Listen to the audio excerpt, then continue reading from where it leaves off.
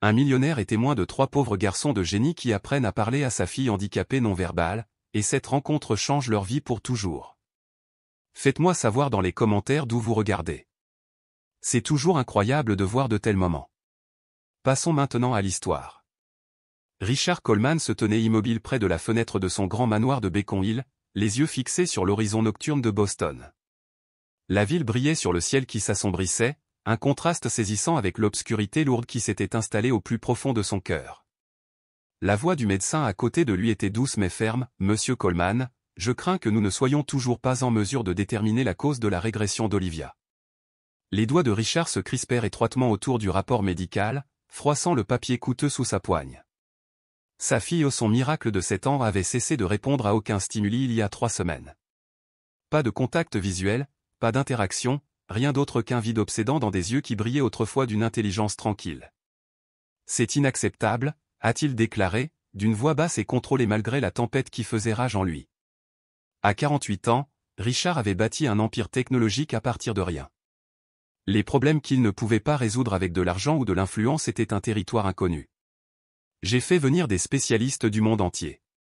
Quelqu'un doit avoir une réponse. » Le neurologue bougea inconfortablement. « Monsieur Coleman, l'état d'Olivia est déjà complexe. Cette régression soudaine est déroutante, mais parfois avec des troubles neurologiques rares. »« Je ne vous paie pas parfois, docteur », l'interrompit brusquement Richard en se tournant complètement vers lui. « Je vous paie pour des solutions. » Après le départ du médecin, Richard entra dans la chambre d'Olivia. L'espace ressemblait plus à une suite d'hôpital qu'à la chambre d'une petite fille, l'équipement médical bourdonnait doucement, les moniteurs suivaient ses signes vitaux et les infirmières alternaient entre elles pour maintenir une vigilance constante. Au centre de tout cela, Olivia était assise appuyée contre des oreillers. Ses cheveux dorés étaient soigneusement brossés et elle portait sa robe bleue préférée, mais ses yeux ne regardaient rien. « Chérie » murmura Richard en prenant sa petite main dans la sienne, « papa est là. » Aucune réponse ne suivit, pas même un éclair de reconnaissance. Son esprit revint à une journée de 2 semaines plus tôt à Boston Common. Il avait observé Olivia de loin alors qu'elle était assise avec son gardien sur un banc de parc. Souvent, il faisait cela observant sa fille alors qu'elle ne le savait pas, dans l'espoir d'apercevoir de la joie ou des progrès. Ce jour-là, il les vit approcher, 3 garçons en haillons. L'aîné n'avait pas plus de 9 ans, se tenant debout avec la posture déterminée de quelqu'un habitué à protéger ses frères et sœurs plus jeunes. Le garçon du milieu portait un sac à dos en lambeaux, tandis que le plus petit, âgé peut-être de 5 ans, tenait un jouet usé. La première réaction de Richard fut une inquiétude figée alors que les garçons s'approchaient d'Olivia, sa gardienne distraite par son téléphone. Mais au lieu du harcèlement qu'il craignait, quelque chose de miraculeux s'est produit. Le garçon le plus âgé fit des grimaces idiotes qui firent sortir le moindre sourire des lèvres d'Olivia. Le garçon du milieu sortit de son sac à dos des cartes faites maison, tandis que le petit prenait doucement la main d'Olivia. Pendant un instant éphémère et précieux, sa fille ouvrit la bouche, essayant d'imiter les sons doux émis par le plus petit garçon. Le souvenir se tordit comme un couteau dans la poitrine de Richard. Qu'avait-il fait? Se précipitant en panique, il repoussa brutalement les enfants, renvoya le gardien sur le champ et traîna Olivia chez elle au loin de la première véritable connexion qu'elle avait établie depuis des mois. Une femme âgée s'est précipitée vers eux pour défendre les garçons, qui étaient apparemment ses petits-fils. Mais Richard la renvoya avec le même mépris qu'il réservait à toute personne qu'il jugeait indigne de son avis. À présent, entouré des bips constants des machines dans la pièce calme, Richard était confronté à la possibilité terrifiante que sa tentative désespérée de protéger sa fille ait détruit sa seule chance de briser son silence. « Je suis désolé, Olivia, » murmura-t-il, une larme coulant sur sa joue. « Papa a fait une terrible erreur. » 2 semaines plus tôt, caché derrière un chêne massif de Boston Common, Richard observait sa fille de loin. C'était devenu sa routine, observer Olivia quand elle pensait que personne ne la regardait, espérant une percée dans son monde silencieux. Olivia était assise sur un banc tandis que sa gardienne, Jessica, consultait les informations de son téléphone. Richard fronça les sourcils. Il récompensa généreusement la femme pour qu'elle accorde toute son attention à Olivia.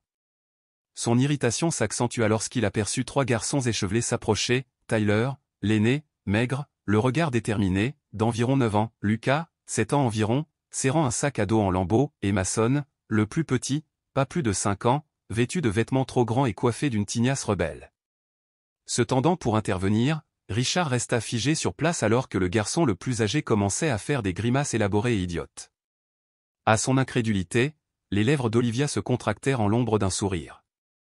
Lucas s'agenouilla devant elle, sortant de son sac à dos des cartes faites à la main, chacune ornée de dessins et de mots simples, heureux, triste, bonjour. Je les ai faits moi-même, expliqua fièrement Lucas, pour mon frère Mason quand il ne savait pas bien parler. Mason s'approcha prudemment d'Olivia, ses mains douces prenant les siennes alors qu'ils murmuraient des sons doux faisant partie d'un langage privé entre eux. Miracle des miracles, Olivia ouvrit la bouche, tentant d'imiter les sons de Mason. Quelque chose à l'intérieur de Richard se brisa. Il sortit de sa cachette et se précipita vers les enfants.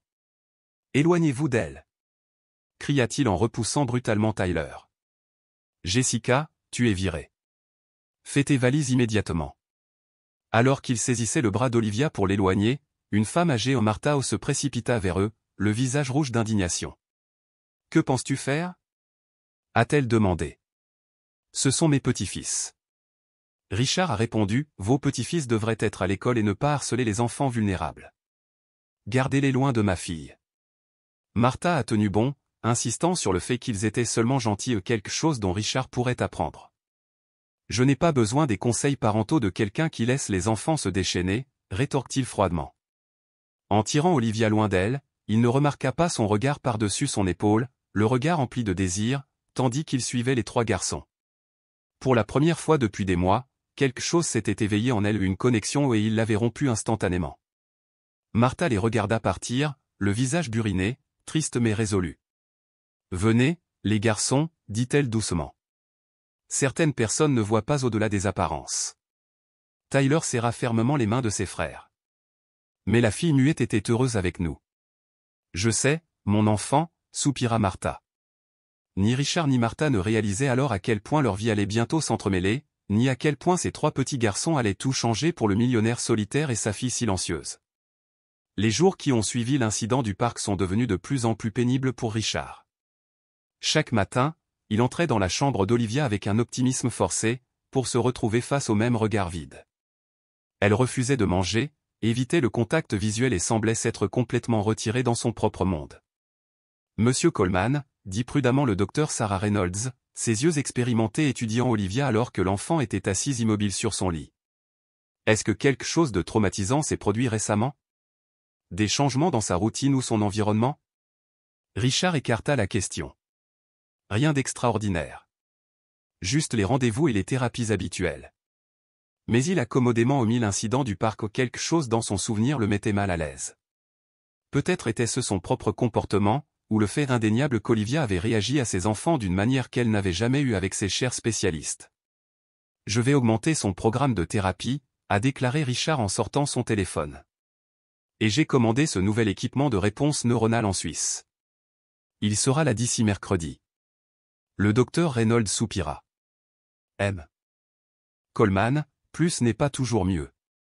Olivia a besoin de cohérence et de connexion émotionnelle, pas seulement d'intervention médicale. Avec tout le respect que je vous dois, docteur, je crois aux solutions. Des solutions réelles et tangibles, pas des théories de bien-être. Son ton ne laissait aucune place au débat. Après le départ du médecin, Richard se retira dans son bureau, s'entourant de revues médicales et d'articles de recherche. Il téléphona à des spécialistes du monde entier, leur offrant des sommes exorbitantes pour des consultations. Les dirigeants de son entreprise reçurent l'ordre de gérer les opérations sans lui. Olivia était désormais sa seule priorité. Walter, son chauffeur de longue date, observait cette frénésie avec une inquiétude croissante. Au service de la famille Coleman depuis plus de 20 ans, il avait été témoin de la transformation de Richard, d'un jeune entrepreneur ambitieux à l'homme d'affaires froid et calculateur qu'il était devenu. Sous l'extérieur endurci de Walter, il entrevit quelque chose de plus profond, l'amour désespéré d'un père qui lutte pour atteindre son enfant.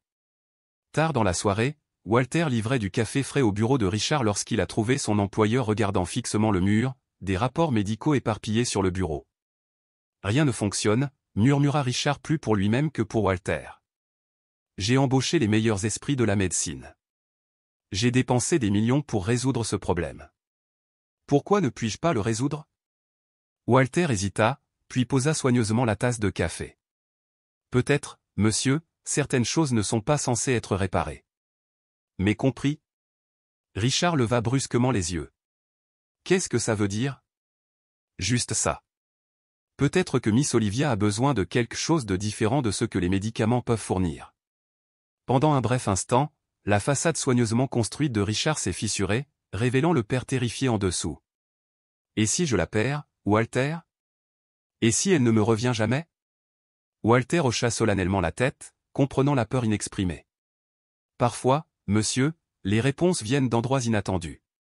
Ni l'un ni l'autre n'ont exprimé la vérité évidente en suspens. Richard Coleman, malgré toute sa richesse et son pouvoir, pourrait être complètement impuissant à sauver la personne qui comptait le plus pour lui. Walter se tenait devant la porte du bureau de Richard, la main prête à frapper, son visage buriné reflétant un conflit intérieur. Après 20 ans de service, il connaissait sa place, et offrir des conseils non sollicités à Richard Coleman allait certainement au-delà de celle-ci. Mais l'image de la petite Olivia dépérissant dans sa chambre le força à avancer. 3 coups doux. Entrez, dit la voix fatiguée de Richard. Walter a trouvé son employeur penché sur son ordinateur portable, entouré de rapports médicaux et de tasses de café vides. Des cernes obscurcissaient ses yeux, son apparence normalement immaculée étant désormais échevelée. « Monsieur, j'ai apporté votre repas du soir », dit Walter en posant le plateau. Richard leva les yeux avec impatience. Alors, rassemblant son courage, « Si je peux avoir un mot. »« Qu'est-ce que c'est ?»« Il s'agit de Miss Olivia, monsieur. » Walter s'éclaircit la gorge. « Je pensais à ce qui s'est passé au parc. » Richard se raidit.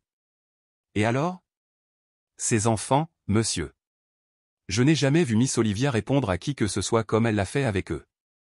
Peut-être, hésita Walter, puis s'avança, peut-être qu'il pourrait aider. Le rire de Richard était creux. Amener des enfants des rues chez moi? Êtes-vous fou, Walter? Ce n'étaient pas des enfants comme les autres, monsieur. Ils avaient un lien avec elle. Surtout le petit. Assez. Richard frappa le bureau de la main. J'ai consulté les meilleurs neurologues du monde. Je n'ai pas besoin des conseils de mon chauffeur pour amener des enfants vagabonds dans la vie de ma fille. Walter hocha la tête avec raideur. Bien sûr, monsieur. Pardonnez l'intrusion. Alors que la porte se refermait derrière Walter, Richard enfouit son visage dans ses mains. La suggestion était absurde, irrationnelle, inconsidérée. Et pourtant, cette nuit-là, Richard était assis à côté du lit d'Olivia, lui tenant la main molle, cherchant désespérément un signe de conscience dans ses yeux vides. « Chérie, s'il te plaît, murmura-t-il. Reviens vers moi. » Aucune réponse, pas même un scintillement. Contre sa volonté, l'esprit de Richard revint à la scène du parc au moment où Olivia avait ouvert la bouche, tentant d'imiter les sons émis par le petit garçon. Pendant un bref instant brillant, elle s'était connectée au monde, avec 3 enfants en haillons qui avaient accompli en quelques minutes ce que des équipes de spécialistes n'avaient pas réussi à faire depuis des années. Richard ferma les yeux, le poids de sa fierté luttant contre son désespoir. Qu'est-ce qui était le plus important, sa réputation ou le bien-être de sa fille? Dawn le trouva toujours assis au chevet d'Olivia, après avoir pris la décision la plus difficile de sa vie. Lorsque Walter arriva avec le petit déjeuner, Richard ne leva pas les yeux. « Trouvez-les, dit-il doucement. »« Monsieur ?»« Les enfants du parc, leur grand-mère. Trouvez-les et amenez-les ici. » Richard se tourna finalement, les yeux rouges mais déterminés. « Tout ce qu'il faudra. » Walter ne pouvait cacher sa surprise ou son soulagement.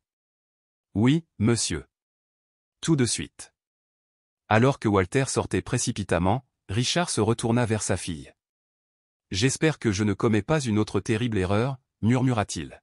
« Mais je ferai n'importe quoi pour toi, Olivia. N'importe quoi. » Walter passa les 3 jours suivants à fouiller méthodiquement Boston à la recherche de tout signe des 3 garçons et de leur grand-mère. Il a commencé à Boston Common, interrogeant les vendeurs et les visiteurs réguliers avant d'étendre ses recherches aux quartiers voisins. Il a visité des refuges pour sans-abri, des centres communautaires et des soupes populaires dans tout le South End, montrant une photo d'Olivia et décrivant les enfants qu'il avait approchés. La plupart des pistes n'ont abouti à rien, mais Walter a persisté avec une détermination tranquille. Le 3e jour, épuisé et découragé, il entra dans un petit centre communautaire de South End. Le bâtiment était usé mais bien entretenu, avec des œuvres d'art d'enfants décorant les murs et l'odeur d'un repas commun persistait dans l'air. « Je recherche une femme âgée », expliqua Walter au coordinateur. « Elle a 3 petits-fils, âgés d'environ 5, 7 et 9 ans. Les yeux du coordinateur se plissèrent avec méfiance. Pourquoi les cherchez-vous? La fille de mon employeur. Elle est très malade. Ses enfants ont eu un lien avec elle d'une manière ou d'une autre, et nous pensons qu'ils pourraient l'aider. Votre employeur serait-il Richard Coleman? Lorsque Walter hocha la tête, l'expression du coordinateur se durcit. Martha m'a raconté ce qui s'est passé. Cet homme a humilié ses garçons en public. S'il vous plaît, dit doucement Walter, l'état de la petite fille empire. Elle refuse de manger et ne répond à personne. Monsieur Coleman est désespéré.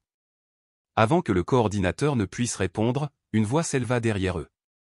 Donc, le puissant Richard Coleman a besoin de notre aide maintenant. Walter se tourna pour trouver une femme âgée qui le regardait avec des yeux perçants et intelligents. Malgré ses vêtements usés, elle se comportait avec une dignité indubitable. Madame Martha, dit Walter, la reconnaissant depuis le parc. Oui. Monsieur Coleman m'a envoyé pour vous retrouver, vous et vos petits-fils. Martha croisa les bras. D'abord, il nous traite comme des ordures. Maintenant, il veut notre aide. Le culot de cet homme. Ce n'est pas pour lui, répondit Walter. C'est pour sa fille. Elle est très malade. Une petite tête apparut sous les jupes de Martha. C'était l'aîné, Tyler. La fille muette est-elle malade, demanda-t-il, son jeune visage grave. Oui, confirma Walter. Son état a empiré depuis ce jour-là au parc. Tyler leva les yeux vers sa grand-mère. Nous devrions l'aider, grand-mère. Je peux lui apprendre à parler comme je l'ai appris à Mason. L'expression de Martha s'adoucit alors qu'elle regardait son petit-fils. Puis elle se tourna vers Walter, sa détermination faiblissant. Cet homme nous a traités comme si nous n'étions rien, dit-elle, mais le feu avait disparu de sa voix. Je sais, reconnut Walter. Et je ne peux pas défendre son comportement, mais je connais Monsieur Coleman depuis 20 ans. Il aime sa fille plus que tout au monde. C'est un père désespéré, rien de plus. Martha soupira profondément, étudiant le visage de Walter. Tout ce qu'elle y voyait semblait la satisfaire. Les garçons, a-t-elle appelé. 2 autres petites silhouettes apparurent, Lucas avec son sac à dos et le petit Mason serrant un ours en peluche usé. Nous allons rendre visite à la fille du parc. Elle ne se sent pas bien. Tyler hocha solennellement la tête. J'apporterai mon livre de son spécial. Alors que Walter les conduisait à la voiture qui les attendait, Martha lui attrapa le bras. Je fais ça pour l'enfant, dit-elle fermement. Pas pour lui. Je comprends, répondit Walter en ouvrant la portière de la voiture. Etage aime Coleman aussi. L'arrivée de Martha et de ses petits-fils au manoir Coleman a créé une tension palpable. Richard se tenait dans le grand hall, sa posture raide et inconfortable tandis que Walter escortait les visiteurs à l'intérieur. Le contraste était saisissant, l'environnement opulent avec l'apparence usée mais digne de Martha et les vêtements propres mais clairement d'occasion des garçons. Madame Martha, Richard acquiesça formellement, incapable de croiser directement son regard. Merci d'être venu. La réponse de Martha fut froide mais civile. Nous sommes là pour l'enfant, Monsieur Coleman. Tyler regarda autour de lui avec une curiosité non dissimulée tandis que Lucas serrait fermement son sac à dos. Le petit Mason tenait simplement la main de sa grand-mère, les yeux écarquillés devant la splendeur qui les entourait. Par ici, dit Richard en les conduisant à l'étage. Le couloir menant à la chambre d'Olivia semblait sans fin. Richard s'arrêta devant sa porte, la main sur la poignée. Pendant un instant, la vulnérabilité a brisé sa façade calme. Elle n'a répondu à personne depuis des semaines, prévint-il doucement. S'il vous plaît, ne soyez pas déçus si. Il n'arrivait pas à finir la phrase. L'expression de Martha s'adoucit légèrement à cet aperçu du père inquiet sous l'homme d'affaires arrogant.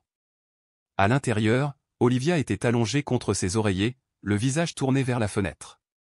Une infirmière essayait de la convaincre de manger, sans succès. Olivia, appela doucement Richard. Il y a des amis ici pour vous voir. Aucune réponse. L'infirmière secoua tristement la tête et mit de côté la nourriture intacte. Tyler s'avança avec confiance, apparemment indifférent à l'équipement médical entourant le lit. Salut encore, dit-il gaiement. Tu te souviens de nous du parc? Rien, pensa Richard, sentant son cœur se serrer. Lucas s'approcha ensuite, ouvrant son sac à dos et disposant soigneusement ses cartes de communication faites maison sur le lit.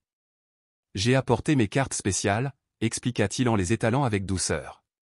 Tu vois, celui-ci signifie heureux. Pourtant, malgré ses efforts, Olivia n'a montré aucune réaction. Puis Mason, le plus petit des trois, se dirigea tranquillement vers le chevet. Sans hésitation ni instruction, il prit la main molle d'Olivia dans la sienne. « Salut » murmura-t-il doucement mais clairement. « Je suis Mason. » Pendant plusieurs battements de cœur, rien ne s'est passé. Richard était sur le point de suggérer qu'il réessaie un autre jour lorsqu'il remarqua le moindre mouvement, la tête d'Olivia se détourna de la fenêtre vers Mason. Tyler s'est immédiatement rapproché, émettant les sons simples qu'il avait créés pour son jeune frère des années auparavant, A, et, O, démontra-t-il, exagérant les mouvements de la bouche. Au grand étonnement de tous, les yeux d'Olivia suivirent ses lèvres. Lorsque Mason lui offrit une cuillerée de nourriture abandonnée, elle l'accepta sans résistance. Réessayez, encouragea Tyler, produisant un autre son. Les lèvres d'Olivia s'entr'ouvrirent légèrement et un léger bruit émergea, son premier son volontaire depuis des semaines. Réussit-elle? C'était une tentative claire de dire Tyler. Richard tituba en arrière, s'agrippant au chambranle de la porte pour se soutenir. L'infirmière haleta de surprise. Martha observa la scène avec une satisfaction silencieuse. Elle nous aime bien, dit simplement Mason, continuant à tenir la main d'Olivia comme si c'était la chose la plus naturelle du monde. Richard avait du mal à comprendre ce dont il était témoin. En quelques minutes seulement, 3 enfants sans aucune formation médicale ni équipement coûteux sont parvenus à atteindre sa fille d'une manière que les équipes de spécialistes n'avaient pas réussi à faire pendant des semaines. À ce moment-là, regardant les yeux de sa fille montrer de la reconnaissance pour la première fois depuis ce qui semblait être une éternité, Richard Coleman réalisa à quel point il s'était trompé et combien il lui restait encore à apprendre. Au cours des jours suivants, une transformation remarquable s'est produite dans les murs du manoir Coleman. Richard a formellement proposé que Martha et les garçons lui rendent visite quotidiennement, proposant à son chauffeur de les transporter et suggérant une généreuse compensation pour leur temps. « Je ne veux pas de votre argent », répondit fermement Martha. « Mais je ne refuserai pas aux enfants la chance d'aider cette petite fille. » Une nouvelle routine s'est rapidement installée. L'horaire médical rigide qui avait dominé la vie d'Olivia a progressivement cédé la place à des séances interactives avec Tyler, Lucas et Mason. L'atmosphère stérile de sa chambre s'adoucit tandis que les rires des enfants et les conversations chuchotées remplaçaient le silence clinique. Tyler, avec son extraordinaire intuition pour la communication non verbale, a développé un système personnalisé pour Olivia. Ses méthodes étaient non conventionnelles mais efficaces, combinant des sons, des gestes et des expressions faciales qui semblaient parfaitement logiques pour la petite fille. « Il faut ressentir les sons », a-t-il expliqué à un orthophoniste déconcerté qui observait leur séance. « C'est comme ça que j'ai enseigné à Mason quand il était petit. » Lucas, méthodique et soucieux du détail, a créé des jeux et des outils simples à partir de matériaux ménagers, tableaux de communication, cartes illustrées et objets tactiles, qui ont fait appel au sens d'Olivia. Son inventivité a même impressionné Richard, qui s'est retrouvé à prendre des notes sur les approches intuitives du garçon. « Écoutez, Monsieur Coleman, démontra fièrement Lucas, j'ai créé ce tableau pour qu'elle puisse indiquer ce qu'elle veut. Vous voyez? Il contient des photos de tout ce qui se passe dans sa chambre. Mais c'est Mason, le plus jeune, qui a noué le lien le plus profond avec Olivia. » Les deux restaient assis pendant des heures, se tenant la main et échangeant des regards qui semblaient contenir des conversations entières. La douce présence de Mason avait un effet calmant qu'aucun médicament n'avait jamais obtenu. « Ils ont leur propre langage », observa Martha en regardant les 2 enfants interagir. Parfois, les mots gênent. Richard a d'abord observé ces séances à distance, à la fois fasciné et touché par la facilité naturelle avec laquelle les enfants se connectaient avec sa fille. Les coûteux spécialistes qu'il avait embauchés restaient à l'écart, prenant des notes sur des méthodes qu'il n'aurait pas pu concevoir. Peu à peu, Richard a commencé à participer, maladroitement au début, puis avec une confiance croissante. Il apprit le système audio de Tyler, pratiqua les jeux de Lucas et s'assit tranquillement avec Mason et Olivia, essayant de comprendre leur communication silencieuse. Le manoir lui-même semblait respirer à nouveau. Des portes restées fermées pendant des années se sont ouvertes. Des pièces autrefois préservées comme des musées se remplissent désormais du bruit des pas des enfants. Le personnel de cuisine, ravi du changement, a préparé des friandises spéciales pour les séances de l'après-midi. Martha a évolué dans ce nouvel environnement avec une dignité tranquille, gardant une distance respectueuse avec Richard tout en dirigeant habilement les activités des enfants. Son autorité naturelle et sa douce sagesse imposaient le respect de tous les membres de la maison, y compris de Richard lui-même. Un soir, alors que Martha préparait les garçons à partir, Richard s'approcha d'elle avec hésitation. « Ce sont des enfants remarquables, a-t-il déclaré. Vous les avez bien élevés malgré des circonstances difficiles. » Martha le regardait fixement. « Les enfants n'ont pas besoin de richesse pour s'épanouir, monsieur Coleman. Ils ont besoin d'amour, de limites et de quelqu'un qui croit en eux. Je le vois maintenant, a admis Richard. J'ai dépensé des millions pour essayer d'aider Olivia, mais rien n'a fonctionné comme ça. » Il marqua une pause, luttant contre une humilité inhabituelle. « Merci. » L'expression de Martha s'adoucit légèrement. « Ne me remercie pas encore. Nous avons encore un long chemin à parcourir. » Alors que leur voiture s'éloignait, Richard se tenait dans l'embrasure de la porte et les regardait. Pour la première fois depuis des années ou peut-être pour la première fois depuis le diagnostic d'Olivia où il ressentit quelque chose qu'il avait presque oublié, l'espoir. Un soir, près de 3 semaines après le début de leur nouvel arrangement, Richard se retrouva à partager un dîner avec Martha dans la plus petite salle à manger du manoir. Les enfants étaient dans la véranda avec Olivia, leur rire dérivant doucement dans le couloir. Richard fit tournoyer son vin d'un air pensif, observant Martha de l'autre côté de la table. Il y avait quelque chose d'étrangement familier chez elle, une certaine façon de se tenir, la façon dont elle disposait ses couverts avec précision, son regard attentif qui semblait tout remarquer. « Tu me rappelles quelqu'un » dit-il brusquement. « On s'est déjà rencontrés ?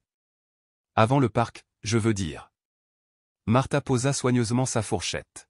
« Je me demandais quand vous pourriez poser cette question. Alors, nous nous sommes rencontrés. » Elle lissa sa serviette, choisissant soigneusement ses mots. « Pas exactement, mais je connaissais bien votre famille. J'ai travaillé pour votre mère, Eleanor Coleman, pendant plus de 20 ans. » Richard s'est presque étouffé avec son vin. « Tu as travaillé pour ma mère ? Comme quoi ? » « J'étais la gouvernante en chef du domaine Coleman à Cambridge, répondit Martha d'un ton ferme. J'ai dirigé le personnel de maison de 1975 à 1995. L'esprit de Richard parcourut ses souvenirs d'enfance, essayant de placer cette femme dans son passé. 1995, c'est à ce moment-là que j'étais à l'université. Pourquoi es-tu parti ? Marthe hésita. J'ai été licencié sans référence. Pour quelle raison ?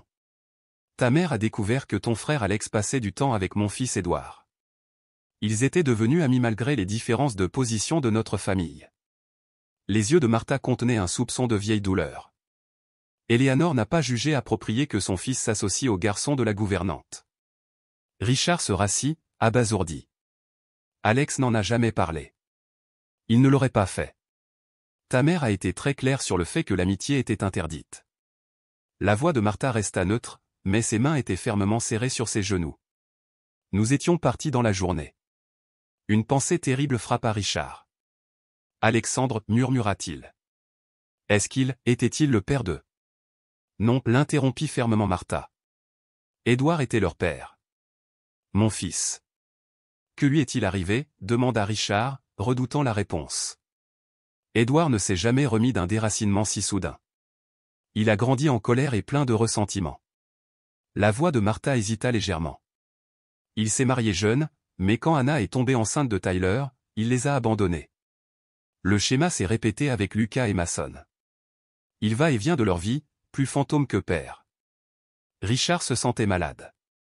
Et Anna ? C'est une bonne femme qui a eu une vie difficile. Elle m'a confié temporairement les garçons pendant qu'elle essaie de s'installer à Providence. Je les élève depuis la naissance de Mason. Les implications s'abattirent sur Richard comme une vague. Les actions de sa famille avaient déclenché une chaîne d'événements s'étendant sur plusieurs générations. La cruauté légitime de sa mère avait façonné non seulement sa vie, mais aussi celle de ses enfants ou des enfants qui sauvaient désormais sa fille. J'ai presque fait la même chose, murmura Richard, horrifié. Dans le parc. Je devenais ma mère. Martha le regardait fixement. Oui, tu l'étais. Richard s'écarta de la table et se dirigea vers la fenêtre. Dehors, la neige commença à tomber sur les jardins du domaine. Je me souviens d'Édouard maintenant, dit-il doucement. Grand, rapide à rire. Alex l'adorait. Ils étaient comme des frères, a confirmé Martha, jusqu'à ce qu'on ne leur permette plus de l'être. Je suis désolé, dit Richard en se tournant vers elle. Je ne peux pas défaire ce que ma famille a fait à la vôtre. Non, tu ne peux pas, acquiesça Martha. Mais vous êtes à la croisée des chemins, Richard Coleman. Vous pouvez continuer le cycle, ou vous pouvez le briser. Richard pensa à Olivia, à la façon dont il avait failli détruire sa chance d'établir une relation à cause de ses préjugés et de sa fierté. Il pensait à son frère Alex mort depuis 5 ans maintenant et qui ne s'était jamais réconcilié avec l'ami qui lui avait été arraché. Je veux le briser, dit-il finalement, sa voix ferme avec une nouvelle détermination. Je dois le briser pour Olivia, pour nous tous. Dans le silence qui suivit, des rires d'enfants flottèrent depuis la véranda, un son de pure joie qui avait été absent du manoir depuis bien trop longtemps. Un son qui remettait en question des décennies de tradition familiale Coleman et offrait la possibilité d'un avenir différent. La révélation sur le lien de Martha avec sa famille a profondément ébranlé Richard. Cette nuit-là, il se retira dans son bureau, déterrant de vieux albums photos et des dossiers de famille qu'il n'avait pas examinés depuis des années. Dans un album poussiéreux, il l'a trouvé, une photo de pique-nique d'été avec un adolescent Alexander riant à côté d'un grand garçon aux yeux déterminés de Martha, Edward. Le sommeil lui échappait tandis que les souvenirs refaisaient surface. À quel point la vie d'Edward aurait-elle été différente si sa mère n'était pas intervenue? À quel point leur vie aurait-elle pu être différente? À l'aube, Richard sortit de son bureau, un homme changé. La transformation n'a pas été immédiate ni dramatique, cela a commencé par de petits gestes. Il a rejoint la séance matinale des enfants avec Olivia au lieu de consulter les rapports médicaux. Il a interrogé Martha sur ses techniques plutôt que de consulter des spécialistes. Vous devez vous mettre à leur niveau, expliqua Martha tandis que Richard s'abaissait maladroitement sur le tapis où étaient assis Olivia et Mason. Les enfants ne communiquent pas comme les adultes. Ils parlent par le jeu, par le toucher, par la présence. Richard s'est senti ridicule au début, un magnate de la technologie de 48 ans assis les jambes croisées sur le sol, émettant des sons absurdes sous les encouragements de Tyler. Mais quand Olivia le regarda directement et le vit véritablement pour la première fois depuis des mois, son embarras disparut. « C'est ça, Monsieur Coleman !» s'exclama Tyler. « Elle est en contact avec toi maintenant. » L'empire corporatif qui avait dévoré la vie de Richard pendant des décennies semblait soudain moins important. Il a commencé à déléguer des responsabilités, à annuler des réunions inutiles et à réorganiser son emploi du temps pour donner la priorité aux séances de l'après-midi avec Olivia et les garçons. Son équipe de direction était déconcertée par ce changement. Monsieur, à propos de la fusion à Singapour, a osé son directeur financier au cours d'une réunion écourtée. Et alors? Demanda Richard en vérifiant sa montre. Nous pouvons conclure un marché plus dur. Ils sont désespérés de conclure. Alors proposer des conditions équitables, l'interrompit Richard.